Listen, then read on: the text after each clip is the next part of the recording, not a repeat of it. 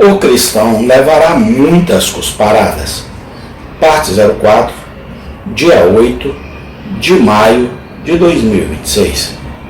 Se o fizer, devo acusá-lo de brutalidade, mas nisso culpo os brutos, para quem tais crimes são impossíveis. Eu posso nem chamar isso de desprezo cruel diabólico, pois é um pecado que os demônios nunca cometeram. Talvez não teriam cometido se fosse possível para eles. Eles nunca brincaram com o Redentor, nem rejeitaram o sangue da semente de Abraão. A raça favorecida cuspirá em seu amigo. Deus conceda que possamos ser levados a uma mente melhor. Mas há a imagem diante de você. O próprio Deus desprezado, rejeitado, envergonhado, perpetuamente desonrado na pessoa de seu querido filho. A visão deve gerar arrependimento em nós. Devemos olhar para aquele a quem açoitamos e lamentar por ele. O Espírito Santo opera esta terna graça em todos os nossos corações. 2. E agora, em segundo lugar, quero colocar o Senhor Jesus diante de você em outra luz. Ou melhor, rogar a Ele que brilhe em sua própria luz diante de seus olhos, como o substituto de seu povo. Lembre-se de quando nosso Senhor Jesus Cristo sofreu assim. Não foi por sua própria conta, nem puramente por causa de seu Pai, mas Ele foi ferido por nossas transgressões. Ele foi moído por nossas iniquidades. O castigo que nos traz a paz estava sobre ele, e pelas suas pisaduras fomos curados. Surgiu uma ideia moderna que não posso reprovar muito, de que Cristo não fez expiação por nossos pecados, exceto na cruz. Enquanto nessa passagem de Isaías somos ensinados tão claramente quanto possível que por suas feridas e suas pisaduras, também como por sua morte, somos curados. Nunca divida entre a vida e a morte de Cristo. Como ele poderia ter morrido se não tivesse vivido? Como ele poderia sofrer, exceto enquanto ele viveu? A morte não é sofrimento, mas o fim dele. Guarde-se também da má noção de que você não tem nada a ver com a justiça de Cristo, pois ele não poderia ter feito uma expiação por seu sangue se não tivesse sido perfeito em sua vida. Ele não poderia ter sido aceitável se não tivesse primeiro provado ser santo, inofensivo e imaculado.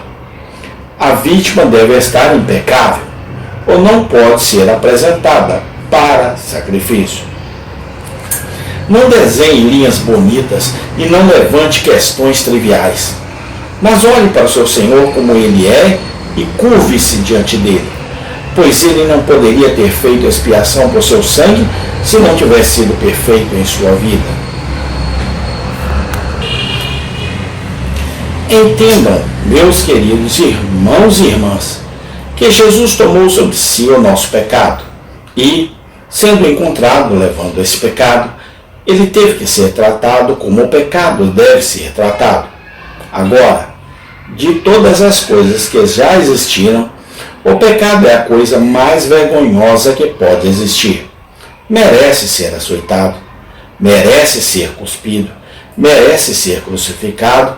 E porque nosso Senhor tomou sobre si nosso pecado, portanto ele deve ser envergonhado, portanto ele deve ser açoitado.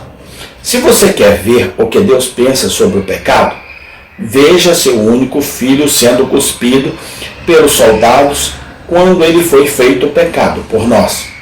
Aos olhos de Deus, o pecado é uma coisa vergonhosa, horrível, repugnante e abominável. E quando Jesus o aceita, deve ser abandonado e desprezado.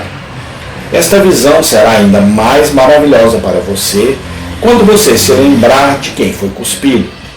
Pois se você e eu, sendo pecadores, fôssemos açoitados e feridos e desprezados, não haveria nenhuma maravilha nisso.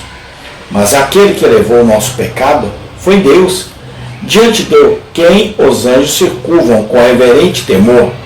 E ainda assim, vendo que o pecado estava sobre ele, foi submetido ao mais intenso grau de vergonha.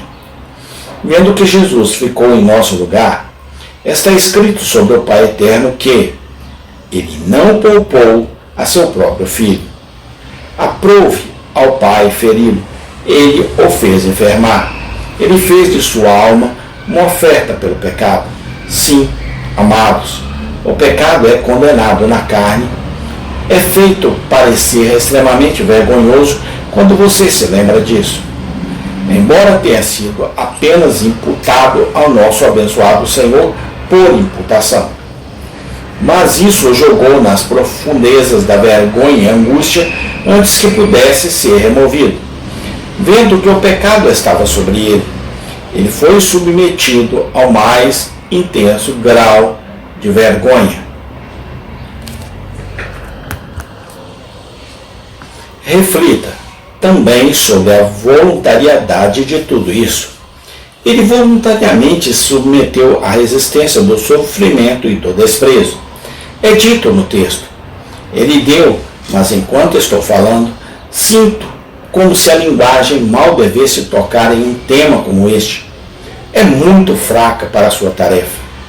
Eu quero que vocês vão além das minhas palavras, se puderem, e por vocês mesmos, meditem sobre o fato de que aquele que cobre os céus com a escuridão, mas não cobriu o seu próprio rosto. É ele que amarra o universo com o cinto que o mantém em um, mas foi amarrado e vedado pelos homens que ele mesmo havia feito. Aquele cujo rosto é como o brilho do sol, que brilha em sua força, uma vez foi cuspido.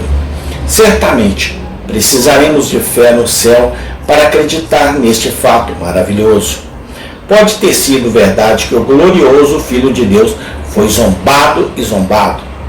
Muitas vezes ouvi dizer que não há fé desejada no céu, mas prefiro julgar que devemos ter tanta fé para acreditar que essas coisas foram feitas quanto aos patriarcas tiveram que acreditar que seriam feitas. Como devo sentar e contemplar dele e pensar que seu querido rosto já foi profanado com saliva? Quando todo o céu se prostra a seus pés em terrível silêncio de adoração, parecerá possível que uma vez ele tenha sido escarnecido? Quando anjos, principados e poderes foram todos despertados para o êxtase de uma música harmoniosa em seu louvor, parecerá possível que uma vez o mais objeto dos homens tenha arrancado o cabelo? Amém. Tem continuação. Obrigado, Senhor Jesus, por tudo que o Senhor fez por nós na cruz do Calvário. Amém e amém.